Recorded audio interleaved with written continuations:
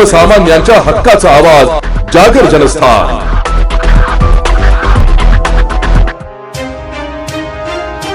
येवला नांदगाव मार्गावरील सोमठाणे घाटात मध्य प्रदेशातील एका लक्झरी बसचा अत्यंत भीषण अपघात झालाय।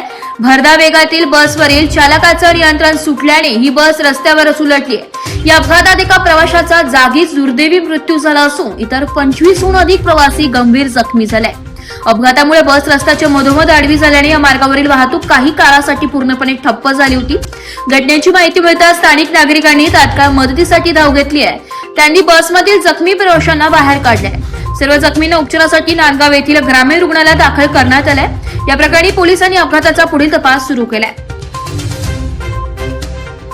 जागर जनस्थानसाठी सचिन वखारे, येवला।